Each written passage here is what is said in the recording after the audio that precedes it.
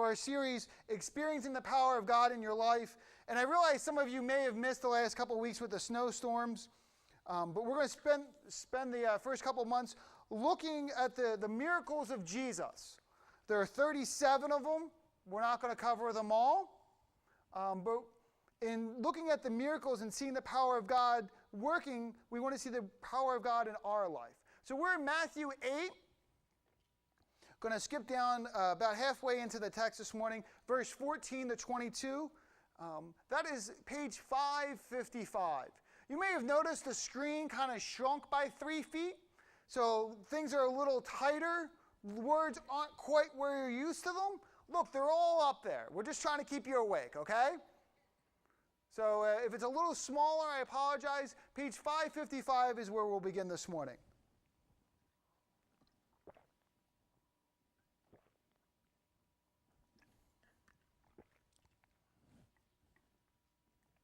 Now, when Jesus had come into Peter's house, he saw his mother-in-law, or his wife's mother, lying sick with a fever. So he touched her hand, and the fever left her, and she arose and served them. When evening had come, they brought to him many who were demon-possessed. And he cast out the spirits with a word and healed all who were sick, that it might be fulfilled, which is spoken by Isaiah the prophet, saying, He himself took our infirmities and bore our sicknesses. Verse 18, and when Jesus saw great multitudes about him, he gave a command to depart to the other side. Then a certain scribe came and said to him, Teacher, I will follow you wherever you go. And Jesus said to him, Foxes have holes, and birds of the air have nests, but the Son of Man has nowhere to lay his head. Then another of his disciples said to him, Lord, let me first go and bury my father. And Jesus said to him, Follow me, and let the dead bury their own. Picking up kind of in the middle of the story, this is Matthew 8. And just to give you a little bit of context of where we're beginning, Matthew 5 through 7, chapters 5 through 7, is what we call the Sermon on the Mount. It's the largest teaching section by Jesus in the entire Bible. And if you're going to summarize it in a sentence, it's basically how a follower of Jesus should live. And you get specific teachings. This is how you should love people. This is how you should pray. This is how you should seek God. This is how you should live if you're going to be a follower of Jesus. You got to remember, Jesus at this point, he's a young teacher. He's a newcomer to the religious community. And you can imagine the Pharisees, the doubters, the haters saying, who is this young whippersnapper that teach in such a new way? Yeah, I'm young too, I get it. To teach in such a way to proclaim this new authority among us who are old, us who are established, us who are revered in the community. What gives him the right? What gives him the power? What gives him the authority to do that? Chapter 8 answers the question. This is the authority. This is the power of God. And as you look through chapter 8, you see 3 miracles. As he's coming down off the mountain, a leper approaches him. Leprosy is one of the most harsh sicknesses you could ever have. It turns spots on your skin completely snowflake white. Hurts to the touch. Usually it affects your fingernails and tips and your joints. So much so that the longer it persists, the more they begin to fade away, where eventually the ends of your fingers will simply fall off. Can you think of something so painful? That wasn't enough. It was grotesque in the society, so much so that if you had leprosy, you could no longer live in the town. You were forced outside of the community. And it got worse. As you approached people, you had to yell the word, unclean, unclean, to make sure everybody who knew, or around you knew, that you were indeed sick with leprosy. So you couldn't just put on gloves and a scarf and try to hide it. No, you had to announce your presence with this illness. So this unwanted man approaches Jesus. And Jesus says, I am willing, be cleansed. And he touches him in verse 3, and he heals him of his leprosy. Miracle number 2 is a centurion's servant. Imagine with me that the very people you have vowed to defend are the very people who hate you. This is a centurion. He's a leader of 100 men, sworn to the Roman government. Now, Rome has occupied Israel for about 100 years at this point. And they didn't come up and set up a democracy where the people had a say and had a voice. No, every time the people raised up their voice, the government would come and the soldiers would squash down these rebellions. And they didn't rule with an open hand, they ruled with an iron fist. So if one of their military leaders needed help, the Jews would probably tell him to get lost. Yet his servant is sick, tormented, paralyzed. And he comes up to Jesus, breaks protocol, and he says, can you help my servant? And unlike last week with the nobleman's son, Jesus decides that he's willing to go with him back to his house to become unclean himself to heal his servant. And the centurion says, no. I understand authority. I say to my soldiers, go, and they go, and come, and they come. Just speak the words, and my servant will be healed. And Jesus says, look, I haven't seen faith like this in all of Israel. So coming off the mountain, Jesus heals an unwanted leper, and he heals an unwanted soldier. But when he gets to Peter's house, this healing is a personal one. And the third scene in this chapter is in verse 14, that when Jesus came to Peter's house, his wife's mother, his mother-in-law, was lying sick with a fever. This miracle is also recorded in Mark and Luke, and you get the idea that she's sick to the point of death, that people are coming and visiting and saying their goodbyes. Now, imagine you're Peter. You've been out all day. You've been listening to the words of Jesus. And we don't know if she's been sick for some time and now the end is near, or this is one of those sudden illnesses. But what is clear is that she's in her final moments. And while the first two miracles are for those who are unwanted, this is a personal miracle. Because of all the 12 disciples, Jesus only ever heals Peter's mother-in-law. He doesn't do any such healings for any of the other 11. And if you read along with me, it says that he touched her hand and the fever left her. And the amazing part is the next sentence, that she arose and served them. And not only did Jesus heal her, but he healed her in such a way that she never felt ill in the first place. Because let's be honest, how many of you have gotten one of these awesome bugs that have gone around? Whether it be the stomach one where you throw up, or whether it be the flu, or whether it be the crazy fevers, nod your head if you've gotten one of these awesome 2018-19 bugs. These things are pretty lethal this season, are they not? How many of you have had the night of throwing up to get up the next morning just to have life go on as normal? Or you had the 103 fever, and then instantly, you know what, let's get back to work. Seems like the older we get, the longer it takes you to get over these things. Kids can sometimes spring back in a day, and it seems like, man, I'm only 39. It takes me a few days. It might even take you a week, right? This is his mother-in-law. If Peter's in his 30s, she's at least in her 50s. She's not springing back as she used to, but she gets up, immediately starts cooking dinner, doing the dishes that have been piling up, and taking care of the disciples that arrive at her house. Now, when word of this spreads, this is a small town. First two miracles are unwanted people. But this is Peter's mother-in-law. And when you heard this story just kind of wave through the town that afternoon, what are you thinking?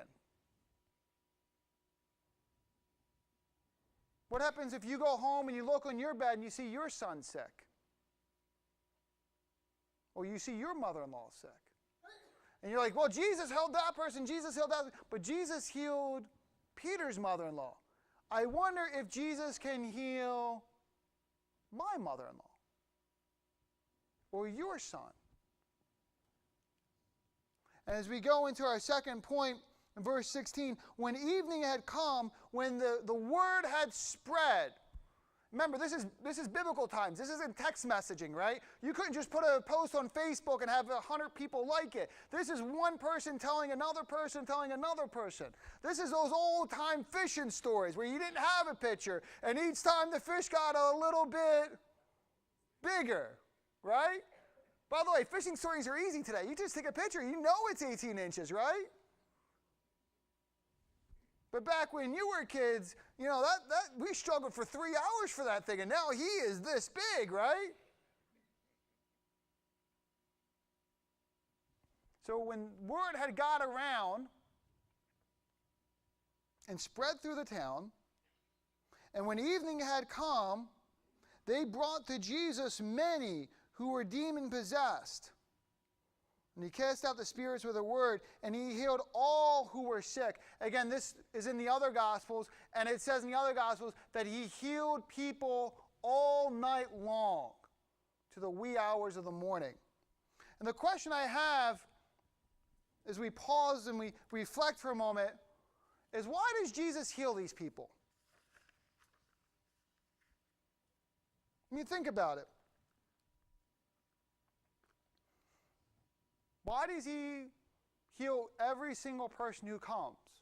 No matter their affliction, no matter their illness, no matter how long they have been sick.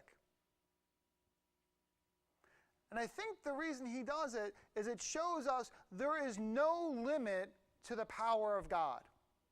Again, some of you haven't been here the last couple of weeks because of our snowstorms. Isn't it great to have service without worrying about snow? Right? We used to say in Buffalo, snow is a 4-letter word. We didn't say that in our congregation. Week 1, Jesus turns water into wine. And this is a cool story, not because there's nothing too big for God, but there's nothing too small. That when turning water to wine, it wasn't to save a life, it was to save face. And Jesus is the God of the details of our life. Last week, we looked at the nobleman's son. And his son is sick, he's about to die, and he walks 20 miles. He finds Jesus, and Jesus says the word, and he's healed. That nothing's too big, that Jesus is the master of time and space. That there's no problem too big, there's no distance too great. And sometimes instead of giving God our obedience, sometimes we give God our excuses. And we say, well, just because he works in that person's life doesn't mean he necessarily will work in my life. And as we read this, and Jesus healed all who were brought to him all night long, we realize that there's no limit to the power of God. That God works the same at 2 a.m. as he does at 2 p.m. And if there's nothing that God can't handle, it encourages us to come boldly into his presence.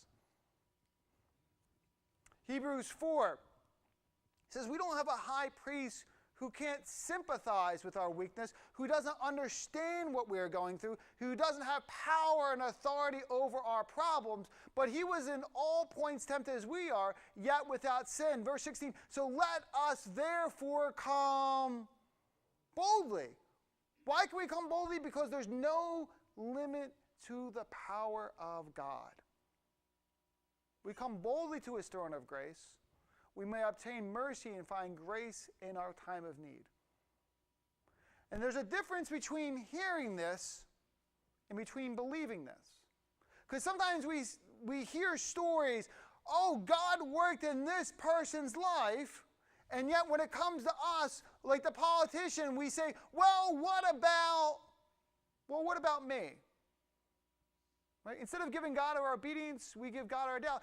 God, do you really have the power to heal my cancer? Do you really have authority over my finances? Can you really stir my child's heart? Bring them back to you. And this is where this message isn't about other people. This is where it gets personal. Right? And this morning, I don't want you to think, well, I'm glad that they're over here. They need to hear that one. Well, maybe you need to hear this one. Right? Or maybe there's an area in your life, instead of giving God your obedience, we continue to give God our excuses. So they bring people, and Jesus heals them all night. And it reminds us that there's nothing beyond the power of God. Instead of getting God our excuses, maybe it's time to give God our obedience. And I wonder why, as we look at our third point, you might be thinking, well, why is this section, why are these verses after this healing? That the first three scenes in Matthew 8 is about Jesus healing people. And the fourth scene is about our response to Jesus. Will you give Jesus your obedience? Verse 18 doesn't start the way you would think. Because verse 18 says that when Jesus saw the great multitudes about him, he gives a command to depart to the other side. Man, if you were to give me a great crowd about me as a preacher, you know what I'm going to do? I'm going to preach a message. And I might even go long. Why? Because the crowd's big. I might even get a little bit more excited. And you might even get a bonus bad joke. One of the crazy things about Jesus being a teacher is he was never about the crowds. Time and time again throughout the Gospels, hey, the crowds grew big. And we're like, where'd Jesus go? And Jesus is like, oh, it's too big, let's get out of here. Why? Because he was never about the crowds. He was always about the committed. And he was always about building up the core. So the crowds get huge. And you understand why they get huge. Why? Because if he's going to keep healing people, you know what's going to keep happening? They're going to keep finding people who need to be healed. And if you stay around long enough and the word spreads far enough, they're going to come far and wide. So round one of the healings are done.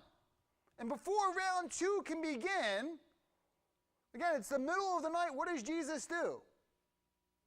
He leaves. He gets up on out of there. And as he's leaving, you have these two conversations. Then a certain scribe, a teacher himself, came to Jesus and said, "Teacher, I will follow you wherever you go." And if this were church, we'd say, sign them up. We need help in the nursery and downstairs with the kids. You know, we need people Friday night to help with the heavy boards. You know, if you're willing, we'll find something for you to do. But it's interesting. That's not how Jesus responds, is it? Jesus gives you a response that in first readings kind of has you scratching your head. I mean, Jesus doesn't say, well, do you have your clearances? Did you get your background checks? Right? Jesus says to him, foxes have holes and birds of the air have nests, but the Son of Man has nowhere to lay his head. And you probably felt all the energy of the crowd just deflate with that response. Because I was like, birds, foxes, Jesus, what are you talking about, right? This isn't like a, yeah, come follow me response. No, this is really a response about true obedience. And I think what he's saying here with this response is, are you willing to trust Jesus with the uncertainty of your life? Right? Following Jesus is never about the safest route. It's never about what makes you most comfortable. And hear me out. In 2019, we have these thoughts that are just insane. And I'm going to give you two of them. We tell young people who are 14, 15 years old that they have to understand what they're going to college for and what they want to do for the rest of their life. Right? Plan out your life. What's the safest route? What's going to make you happy? And then we tell people in the workforce, me, you know what? You got to invest in your 401k and you got to maximize your contributions. Why? Because you want to make sure that the end part of your life is as safe and comfortable as possible. Right? And there's this low-level guilt that comes upon us when we have to, pay our actual bills instead of worry about our future bills. Right? I mean, what does Jesus say? If anyone wants to come after me, he must deny himself, take up his cross daily, and follow after me. I mean, we're willing to give God our obedience, or we want to give God our excuses. And some of the excuses we give God is like, God, but I don't know the next step. God, I don't know what's going to happen in the future. How can I trust you when I can't see the plan completely laid out before me? This guy says, look, Jesus, I'm willing to follow you. And Jesus kind of responds, that's great. You got to realize this isn't a safe, certain, three-point plan. Look, there's a lot of uncertainty. Look, I'm not even sure where I'm going to sleep tonight. Are you sure you want in on this boat? But that's the type of faith that God requires. Right? God's word is a lamp unto our feet, a light unto our path. God gives us step number one, and you know what he asks? He asks you to trust him for step number two. In America in 2019, you feel like you're out of place if you don't have the next 40 years of your life planned out. And Jesus is like, 40 years? I'm not sure where I'm going to be in 4 days from now. But these are the followers he's looking for. And if question number one about obedience isn't confusing, question number two is downright head-scratching. Verse 21, another disciple follower says to him, Lord, let me first go and bury my father. And Jesus said to him, follow me, let the dead bury their own. Now, if conversation one is confusing, conversation two kind of seems a little cold, does it not? And it seems cold for two reasons. One, in reading the larger context, you're thinking, well, Jesus, you just healed Peter's mother-in-law. Can't you just say the word and heal this guy's dad? Right? And maybe you never thought about that. And then idea number two is if we put ourselves in the text and we're thinking, well, my dad is dying. Don't I have an obligation as a son to be there to help him in his final times? And as you read this, you might be thinking, wow, this is pretty hard. This is pretty cold. And this is where understanding the culture is really important. So this is 2019. Have you gotten used to saying that, by the way? I keep saying that, so I keep getting used to saying it. You know what I'm saying? So this is written about 30 AD in a completely different part of the world and a completely different culture. And this is the culture this is written in. So after you would bury your father, culture dictated that the oldest son was required a year later to exhume the body, to reopen the tomb. And what, you're looking at me like I'm crazy. Well, this isn't what we do. This is what they did. And I'm going to explain to you why.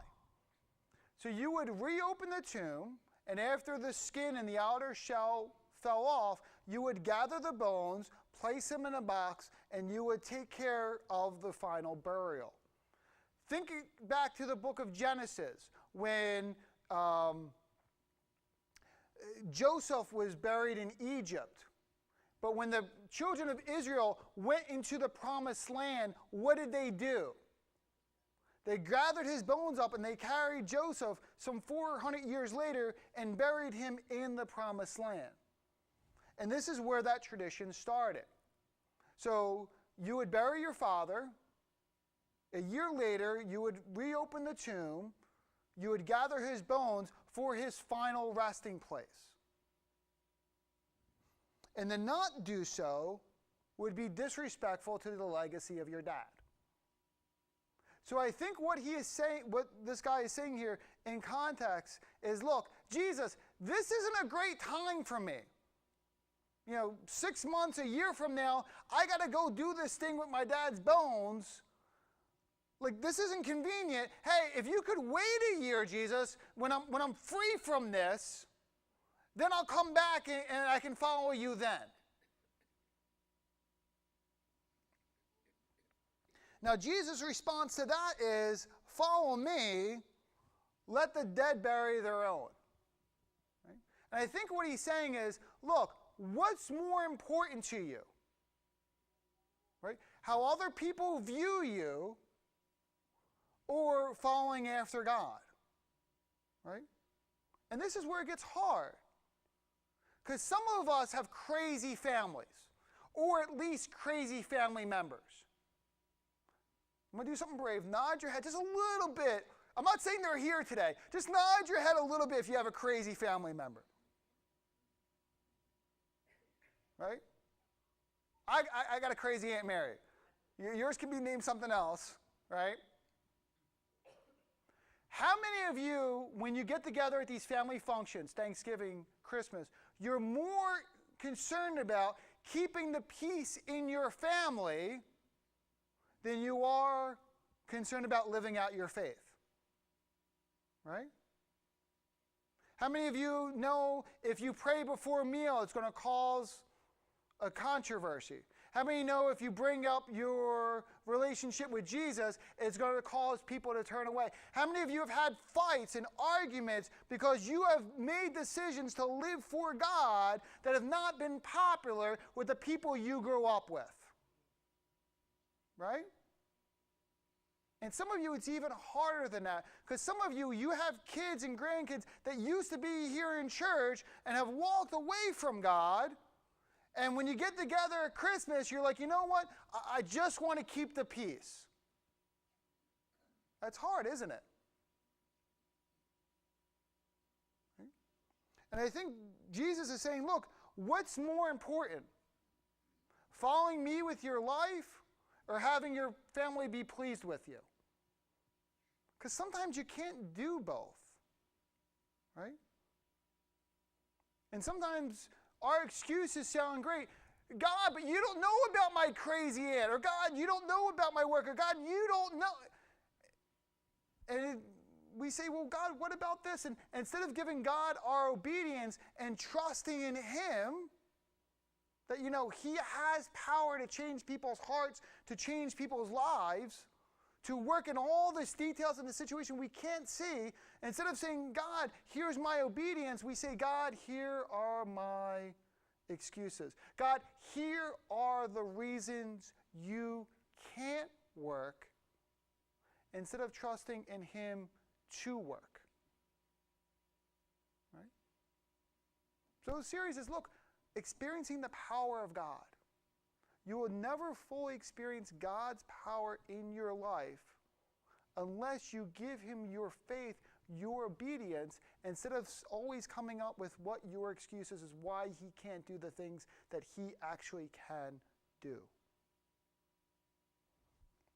So after showing His power, it's interesting that the next two conversations are calling out people's excuses. And instead of just saying, what about other people, we end this morning is saying, what about me? Is there an excuse that you need to confess?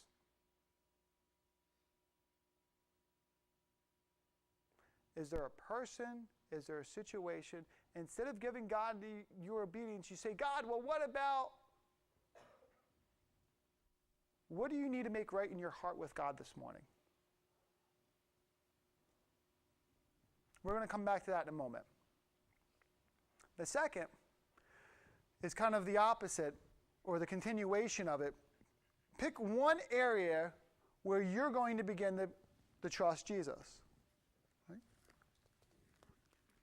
God, here's my excuse. Here's the situation where I don't trust you to work. Here's the person. Here's the place. God, this is where I struggle. This is where I doubt. Today, instead of giving God that excuse, I'm going to give God my obedience. I'm going to turn my heart over to God.